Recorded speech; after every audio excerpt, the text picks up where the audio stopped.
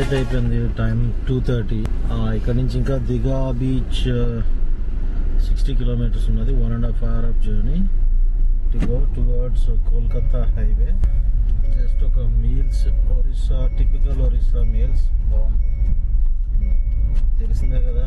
Taste అయితే బాగుంది. Rice కూడా కొంచెం లావుగా ఉంటుంది. దిగా ఇక్కడ నుంచి 48 కిలోమీటర్స్ జలేశ్వర్ దగ్గర. జలేశ్వర్ అనే ఊరు దగ్గర రైట్ సైడ్ ఉన్నది దిగా. ఇటువైపు ఇటు వెళ్ళి ఇటువైపు ఇలా తిరగాలి.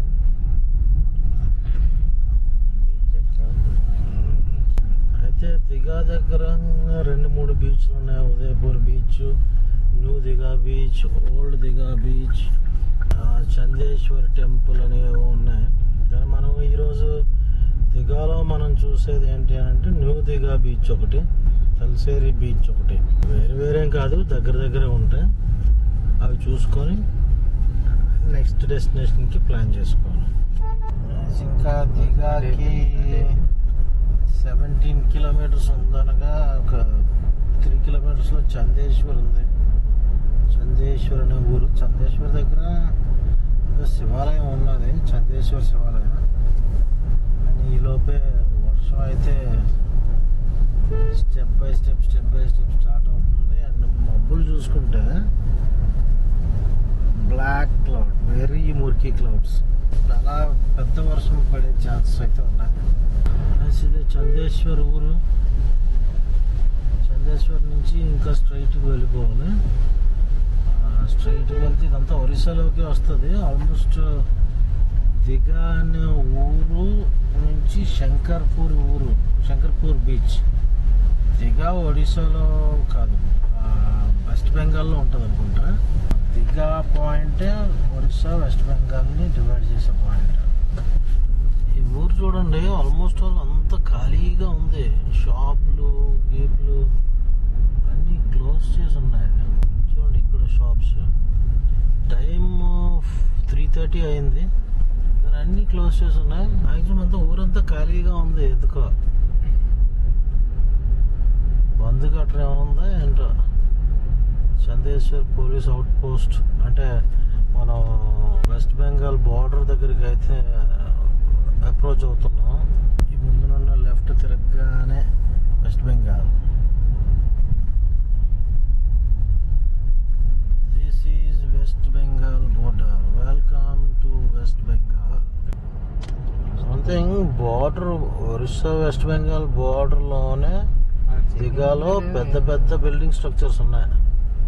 చిన్న ఊరేం కాదు, పెద్దదే. It must be something like Varkala లాంటిది అనుకుంటా. గెస్ట్ హౌసెస్ ఉన్నాయి, రిసార్ట్స్ ఉన్నాయి, హోటల్స్, పెద్ద పెద్ద స్ట్రక్చర్స్లో అపార్ట్మెంట్స్. చిన్నదేం కాదు, చాలా పెద్దది. గైస్, దిగా బీచ్లోకి దిగుతున్నా. వచ్చేసాం దిగా beach.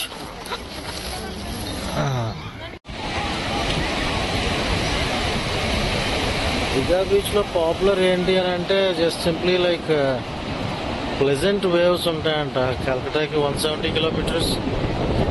Pleasant waves with soft sand.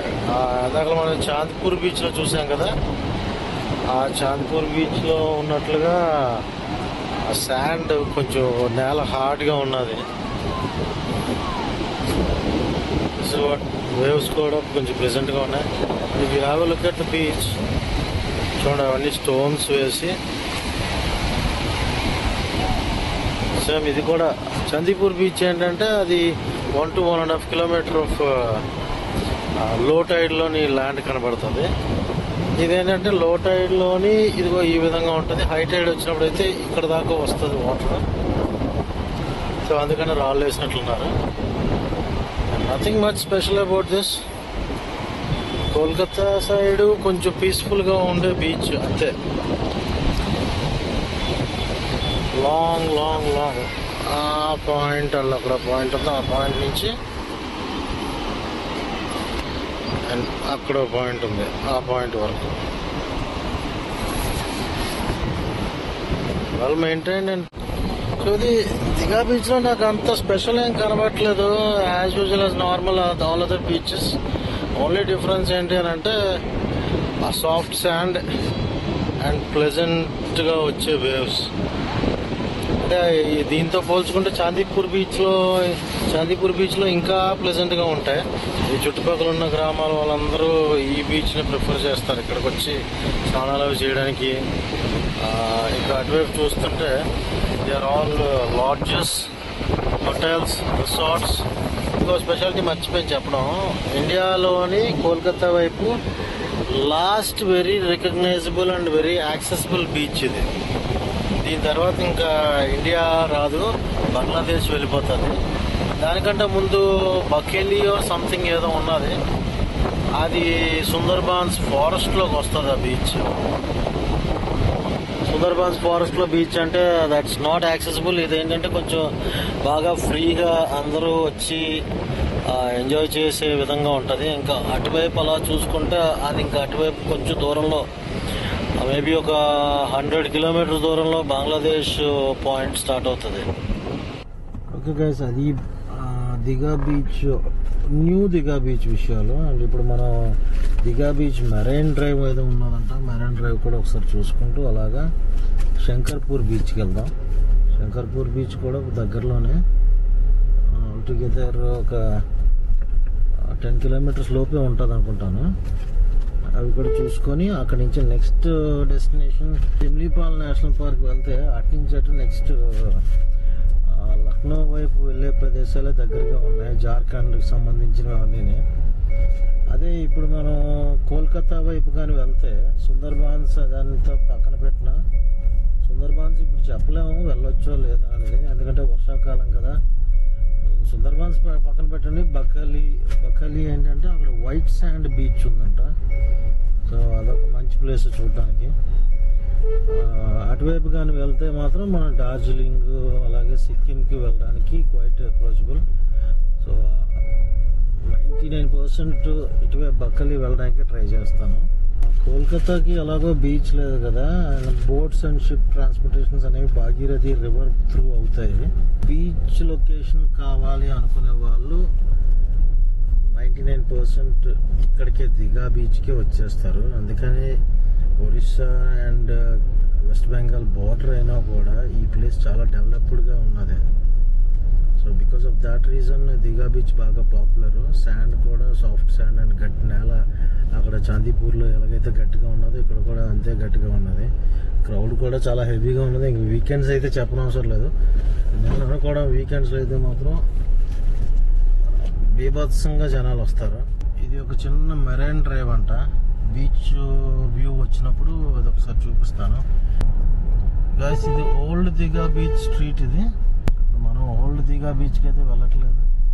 Old Digha beach కూడా సేమ్ యాజ్ ఇట్ ఈజ్ అలాగా ఆ రాళ్ళు అవి పేర్చేసి ఉంటుంది. లెఫ్ట్కి వెళ్ళిపోతే ఐ థింక్ మనం మెరైన్ డ్రైవ్కి వెళ్తామేమో అనిపిస్తుంది. రైట్ అండ్ లెఫ్ట్ లో చూసుకుంటే మనకి బీచ్ రిసార్ట్స్, అలాగే బీచ్ ఓల్డ్ దిఘా బీచ్ అనుకున్న పార్క్ అన్ని కనబడుతున్నాయి మనకి. రైట్ లో ఒక watch tower. So this is అంటే హాలిడే టైం, సెలవులు ఉన్న టైంలోని ఇక్కడికి కోల్కతా సైడ్ నుంచి as it is 174 kilometres from Digha Kolkata. అంటే బీచ్కి వచ్చి ఎంజాయ్ చేసే ప్లేస్ ఇదే. దీని తర్వాత మళ్ళీ అంత యాక్సెసిబుల్గా ఉండదు. So in that case Kolkata నుంచి ఎక్కువగా ఇక్కడికి ఈ బీచ్కి వస్తూ ఉంటారు. అందుకని ఆ రిసార్ట్స్ కూడా కొంచెం కాస్ట్లీ అఫేర్తో కూడుకున్న రిసార్ట్స్ కూడా ఉన్నాయి. So I think this is ఇదే చిన్న చిన్న చిన్న చిన్న తక్కువ డిస్టెంట్ మెరైన్ డ్రైవ్. మన విశాఖపట్నంతో పోల్చుకున్నంత ఏం కాదనుకోండి. ఆ రైట్ లో చూసారా, సేమ్ చాందీపూర్ బీచ్ లాగే కొంచెం లెందీ షోర్. ఇక్కడ కూడా హై టైడ్ అండ్ లో టైడ్స్ తోని ఈ బీచ్ కొంచెం ప్రభావితం అయి ఉన్నది. సో ఇది మెరైన్ డ్రైవ్ అనుకోవచ్చు, మెరైన్ వాక్ అనుకోవచ్చు, ఇంకేదైనా అనుకోవచ్చు. కానీ మెరైన్ డ్రైవ్ అంటే వైజాగ్ నప్ప. వైజాగ్ మన పోర్ట్ దగ్గర నుంచి స్టార్ట్ అయితే భీమిలి వరకు ఒకటే వేటు 30 కిలోమీటర్లు 40 కిలోమీటర్లు అలా బీచ్ పక్క నుంచే వెళ్ళొచ్చు. అంటే వైజాగ్ లో ఉండేటోళ్ళకి ఇది అంత గొప్పగా అనిపించకపోవచ్చు, బట్ ఈ వెస్ట్ బెంగాల్ కోల్కతాలో రీజియన్ లో ఉన్న వాళ్ళకి డెఫినెట్ గా ఎంజాయబుల్. ఇంకొకటి ఏంటి అంటే దీని తర్వాత ఇంకా మన ఇండియా కంటిన్యూ అవ్వదు. దీని తర్వాత అంటే కొంచెం నెక్స్ట్ మనం వెళ్ళే ప్లేస్ బక్కలి ఉంది కదా, బక్కలి నుంచి ఇంకొంచెం దూరంలో బంగ్లాదేశ్ బోర్డర్ స్టార్ట్ అవుతుంది సుందర్బాన్స్ ఫారెస్ట్ తర్వాత. అఫ్ కోర్స్ బక్కలి 200 కిలోమీటర్స్ పైనే. ఎందుకు అని అంటే మధ్యలోని దారి లేదు. ఆల్మోస్ట్ కోల్కతా దగ్గరికి వెళ్ళి మళ్ళీ వెనక్కి రావాల్సిన పరిస్థితి. ఇది శంకర్పూర్ బీచ్ పక్కనే ఒక 3 kilometres, not more than 3 kilometres. ఇక్కడ అలాగే కొంచెం ముందుకు ఉంది బీచ్, ఐ మీన్ వెనక్కి. ఈ శంకర్పూర్ బీచ్ తర్వాత కొన్ని ఉన్నాయి, కానీ ఏవో ఐలాండ్స్ లాగా ఏవో ప్లేసెస్ ఉన్నాయి అటువైపు. గైస్ ఆ లాంగ్ లో ఏదైతే కనబడుతుందో, ఆ లాంగ్ లో ఒక ఐలాండ్ లా కనబడుతుంది కదా, దాని తర్వాతే Bakkhali beach, white sand beach. కానీ అక్కడికి వెళ్ళాలంటే మనం చుట్టూ తిరిగి అలాగ 200 కిలోమీటర్స్ వెళ్ళాల్సి ఉంటుంది. సో బక్కలి అనేది తర్వాత సుందర్బాన్స్ వెళ్ళినప్పుడు డిసైడ్ అవుదాం. ప్రస్తుతానికి అయితే కోల్కతా వెళ్దామని డిసైడ్ అయ్యాం. So let's go to Kolkata. Digha beach లో ఉండాలనుకుంటే 1 నైట్ స్టే చేయొచ్చు, బట్ బీచ్లే కదా ఎన్నిసార్లు చూసుంటాం. కొంచెం డిఫరెంట్ బీచ్, అంటే సాఫ్ట్ శాండ్ ఉంటుంది అంతే. ఆల్రెడీ కోస్టల్ ఏరియాలో పుట్టి పెరిగాం కాబట్టి బీచ్ మీద, అంటే ఈ బీచ్ చూసాక అంత అమ్మో అయ్యో సూపర్ అన్నంతేం లేదు. ఒక రకంగా దీంతో పోల్చుకుంటే వార్కలా బీచ్ బెటర్. ఇది కూడా అంటే కాకపోతే ఇక్కడ లోకల్గా వెస్ట్ బెంగాల్లో ఉన్న వాళ్ళకి, కోల్కతాలో ఉన్న వాళ్ళకి అంటే మాత్రం అది రైట్ బీచ్. అందుకోసం అని చెప్పి ఇక్కడ స్టే చేయకుండా జస్ట్ ఆ బీచ్లు చూసుకొని ఆ బీచ్లు మీకు చూపిద్దామని చెప్పి, మీకు చూపిద్దాను కదా, నేను ఎప్పుడు చూడలేదు, చూసినట్లు ఉంటుంది అని చెప్పి వచ్చి చూసి స్టార్ట్ అయిపోతున్నాను కోల్కతాకి. కోల్కతా అయితే ఇక్కడ నుంచి 180 కిలోమీటర్స్ ఎగ్జాక్ట్గా. అండ్ కోల్కతాలో ఫస్ట్ కాళీఘాట్కి వెళ్తున్నాం. కాళీఘాట్ దగ్గరలో ఎక్కడ రూమ్ తీసుకొని Kolkata I think 2 or 3 days కోల్కతాలోనే స్పెండ్ చేయాల్సి ఉంటుంది ఏమో అనుకుంటున్నా. బికాజ్ ఆ ట్రాఫిక్లోని ఆ ప్లేసెస్ చూసుకొని ఆ Howrah bridge, Kalighat, Victoria memorial, and అక్కడ Indian museum, international Indian museum ఒకటి ఉన్నది, అలాగే మదర్స్ వ్యాక్స్ మ్యూజియం, అలా కొన్ని చాలా కోల్కతా విత్ ఇన్ ద సిటీయే చాలా ఉన్నాయి. ఎందుకంటే because it's the oldest city, చాలా ప్రత్యేకమైన సిటీ అది కోల్కతా అనేది. సో అక్కడికి వెళ్ళి కాళీఘాట్ దగ్గరలో ఎక్కడైనా రూమ్ తీసుకొని అక్కడ స్టే చేసి రేపు నుంచి మనం కోల్కతా ఎక్స్ప్లోరేషన్ స్టార్ట్ చేద్దాం. ప్రస్తుతానికైతే as I said 180 kilometres from here and 4.5 hours of journey పడుతుంది. అండ్ నైట్ 9 కల్లా వెళ్ళిపోవచ్చు. బట్ 8 o'clock నుంచి రూమ్ సర్చింగ్ స్టార్ట్ చేసి రూమ్ తీసుకొని Kolkata with in the city వెళ్ళే టైంకి మనం అక్కడ క్యాంపింగ్ చేయడానికి అవ్వదు. నేను సిమ్లీపాల్ అయితే అటు వదిలేసాను. మళ్ళీ ఒరిస్సాలో కొన్ని ప్లేసెస్ మిగిలిపోయాయి. సిమ్లీపాల్ అండ్ సంబల్పూర్ సిటీలో హీరాకుండ్ డ్యామ్ ఉండిపోయింది. ఆ 2 అయిపోతే మాత్రం ఒరిస్సా అయిపోయినట్లే. బట్ అవి రిటర్న్ వచ్చేటప్పుడు ఐ ప్లాన్ అకార్డింగ్లీ. సో అది సిమ్లీపాల్ అండ్ సంబల్పూర్ సిటీ, అంటే సంబల్పూర్ సిటీలో హీరాకుండ్ డ్యామ్, ఆ 2 మళ్ళీ పెండింగ్ ఉండిపోయి. వై బికాస్ కంప్లీట్ చేసేద్దాం అనుకున్నాను. బట్ ప్రజెంట్ మోటివేషన్ అయితే ఎలా ఉన్నదంటే సిక్కిం వెళ్ళాలని. సిక్కిం ఒకసారి ఆ హిమాలయాల దగ్గరలో అలాగా టచ్ చేస్తే, ఈస్ట్ సిక్కిం సైడ్ టచ్ చేసేస్తే హ్యాపీ. తర్వాత మళ్ళీ మిగతావన్నీ చూడొచ్చు. ఎందుకంటే 3 months ఎండకి వాయింపు అయిపోయింది. ఒక్కసారి ఆ కూల్ ప్లేస్కి వెళ్ళి వచ్చేస్తే కొంచెం మనసు కుదుట పడిపోద్ది. So that's all. కోల్కతాకి అయితే మూవ్ అవుతున్నా. కోల్కతాలోని సుమారు ఒక 12 to 15 ప్లేసెస్ విజిట్ చేయబోతున్నాం. Kolkata with in the city. అక్కడి నుంచి సుందర్బాన్స్ వెళ్తాను. సుందర్బాన్స్ వెళ్ళినట్లయితే మాత్రం బక్కలి కూడా డెఫినెట్గా వెళ్తాను. బికాజ్ వైట్ శాండ్ బీచ్ చూద్దామని నాకు అనిపిస్తుంది. So will plan accordingly. అక్కడ వెళ్ళిన తర్వాత ఫస్ట్ అయితే కాళీఘాట్ టెంపుల్ దగ్గరలోని రూమ్ తీసుకుంటాను, అటు దరిదాపుల్లో. Let's see.